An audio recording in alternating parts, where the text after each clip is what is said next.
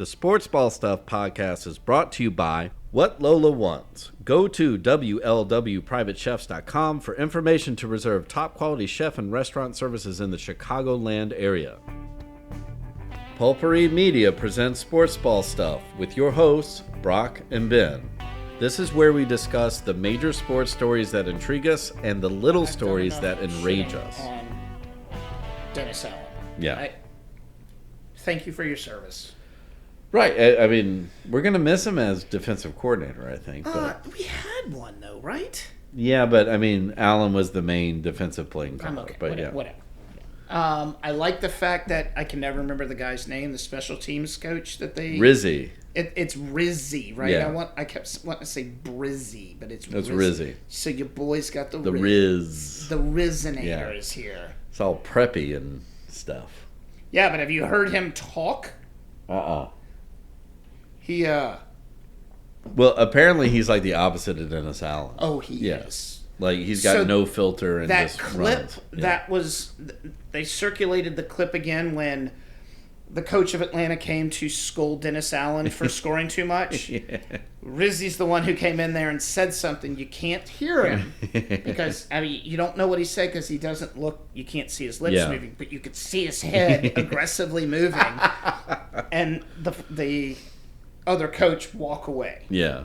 So I'm all about it. Like he can be Coach O at this point. Like, I don't care if you know anything, but if you get out there and like scream and yell and cuss and like act an ass and eat a ham sandwich, and say, "Go Tigers, go Tigers," and eat like a muffalata on the sidelines, cool, whatever it takes. What I don't want is I don't want you to go in there and then win 8 games in a row and make the playoffs because this team. No. Yeah, I mean, I am in the. It'd be nice to be in a good position for a good draft pick. You know where we're picking right now today? What? Oh, third. Yeah. So and again from past experiences is that hopefully Loomis is looking at this and going like, look, we didn't do it last time. This time we need to do a proper coach search and make sure, and like at this time bring in somebody from the outside. No, you need Ben what's-his-face in Detroit. Well, I mean, you take your pick of anybody who's on the Detroit coaching staff. Remember, you also have Mike Vrabel is sitting around. And Bill Belichick. Yeah, but see, here's why I would say no to Belichick, but yes to Vrabel, is that, remember, Vrabel played for Belichick. Yeah. What if you could get Vrabel as your head coach and Belichick as your new defensive coordinator? No. Because, like, Vrabel is the dude, like, and he's a big fucking dude. And I say this, and I used to shit on him when he was the coach of the Titans. But. Right, and but that was that he had lost the locker room there at the end. Yeah, but that's also because they switched GMs and they got bad ownership too. Yeah, well, so the other thing I've heard. Okay, so we'll start. Yeah. Yes, head coach. You sent me the list. There are 3 or 4 names that have constantly been out there that I am okay with. I think we need a guy in the mold of Sean Payton. Like, I want an offensive coordinator who is a little opposite of Dennis Allen. Yeah. Now, I don't want to do what organizations do, which is go the complete opposite and then alienate half the locker room because they're used to a more, I'm not going to say mature coach, but a more mellow coach. Right? Yeah. You can't flip it to you can't go Dennis Allen and then God, never mind. I was going to say the basketball coach for Indiana, but I'm not going to go there. Oh yeah. Throwing chairs across the room. Oh yeah, Bobby Knight. Thank you. But a Belichick type, it would be too. I don't know what. Well, I don't think that's younger. I don't think that's well. That's what I think. Vrabel would be on track for, but I don't think Belichick would want to enter into the circumstance that the Saints are in. Counterpoint: this would be exactly what he would want to do because then he could take total control. Well, and I am in the boat that if someone like Belichick were to come in, he could get Derek Carr under control.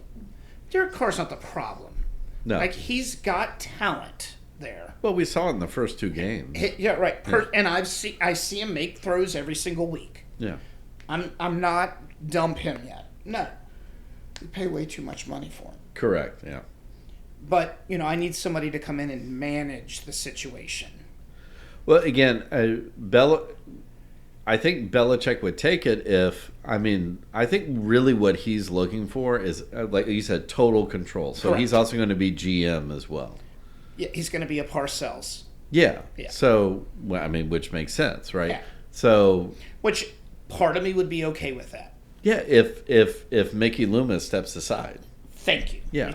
So then, again, baby steps. So head coach, we hire Mickey Loomis might need to go. Right. We mentioned it you didn't start the timer. We mentioned it last week that he's had however many years of subpar teams with decent drafts. Well, he's been in since 2002. But he keeps kicking the can down the road. Yeah. And that shit catches up with you because you can't draft and pay rookies to develop Right. while also kicking the can down the road for your veterans who you're going to have to pay. Well, and as we're experiencing now, because we have, what you normally call as black magic, we don't have any money to sign free agents or anything like that. Or even the rookies that we come in. Tuesday's the trade deadline tomorrow? Or is it next Tuesday?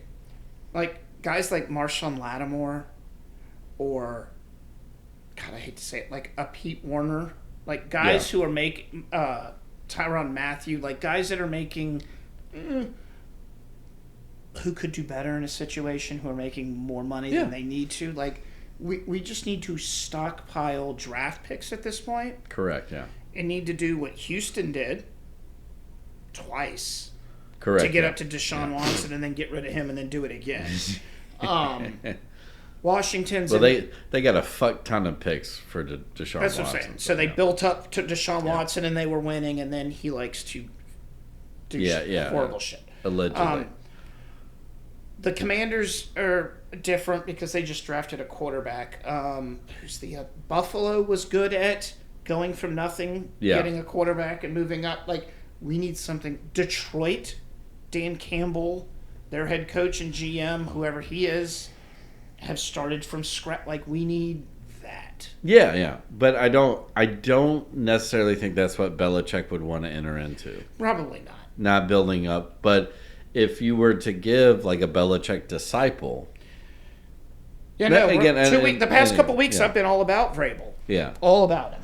I'm not you know. advocating for Belichick. I don't want him here. Well, and I'm also I need to get off of Vrabel for a bit too. But there's, you're looking at is Dan Quinn I want to say Redskins, the Commanders head coach now? The former Falcons head coach, right? Yeah. I don't know. I think he is, yeah. So, makes sense. That's the other thing is that, we thought that's what we were getting with Dennis Allen, right? Some guy who failed somewhere, and then, you put him in the right thing. You are 100% correct. Yeah. Yes. But then again, the Commanders have been stockpiling for a little bit. They just have a shit owner too. No, he's gone now. They have a new ownership group. Dan Snyder doesn't own the Commanders. Well, anymore. So there are the Redskins. No, you're right. I'm sorry. I even knew as a kid that was a fucking racist. I'm not going to tell you what I called them. But and you're gonna hate this too, but we need the new up and coming, Bill Walsh, to create hopefully create a dynasty. Seemingly now, there's that's like you don't know it yet, but that's like a diamond. There's all these young coaches out there that are willing to take chances and do some fun shit. The thing is, well, here's the thing. If you're a young coach and you want ownership to be patient with you, Yeah. The Saints have demonstrated that the past 3 or 4 years. Right. Like, they are patient as fuck. Does she own 100% still, or is she just majority? She's 100%, I think. Are you sure? I'm not positive, no, but I'd like to know. I want to know, like, could she keep a minority stake just for the sake of the Benson name, but then, like, have other guys come in and buy? I mean, I'm fine. I'm fine with her being an owner. I think, at first, I think she wants to get the Pelicans settled. Makes sense. And then my bet is then, yeah, she would back off of the Saints. But that's the thing is that you would think if she's not the majority owner, there's people in her ear going, if she's not the 100% owner and there are minority owners, that's the that point they I was would be trying to going make, like, okay, we got to find a new GM, Right. Which I would have thought, like, if that was the case, that would have been the move you would have made first, is that you would have fired Loomis. Not mid-season. No, not mid-season. You can't do that mid-season. I mean, you could do. I mean, Titans you did can it. do whatever the fuck you want. Yeah, Titans did it. I think the safe play is. Yeah, I mean, I get that. Yeah. We will not satiate. Here's the breadcrumb for the fans. Yeah. We're just going to fire him. Yeah, start at the bottom of the delegation Right. ladder. Yeah, exactly. Yeah, I get this that. is the least I can do to keep people at bay. But where I would say, like, the main point is, don't do an internal hire again. Nope. I am completely okay with the hire that they did for interim as opposed to moving Kubiak over. Yeah. I don't want him thrown to the wolves yet. Correct. Yeah. Because he could be a viable head coach. Yeah. I feel that we haven't seen the best of him. No. Because of injuries to the entire offense. You could see what he did when we were 100% healthy. Correct. Yeah. And he's had to adjust, and he didn't have a first-string quarterback. And yes, the Saints played better this week with our starting quarterback back, but everything else is just shit. Yeah. Well, and the fact that we can't score in the red zone, and then we kicked 5 field goals. Well, and that's been that's the theme in my mind is you look good, but then you realize in the end the defense is out there more.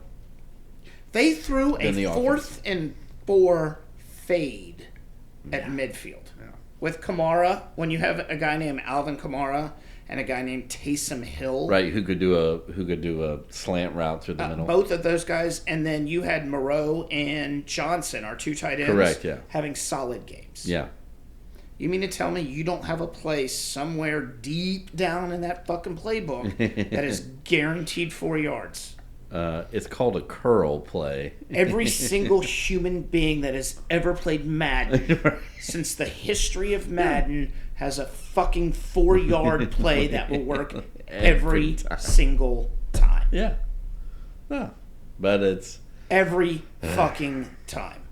And that's what I think Allen thought was going to season on the line save him was, that's on Kubiak, but as you just said, like the injuries are the reason. No, bro. But I mean, in the end, is that even the veterans out there, even someone like DeMario Davis, they're not playing with the same fire that they used to. DeMario, I could see like that pass interference call that ultimately cost us in the last drive of the game. Like that was, yeah, it was borderline.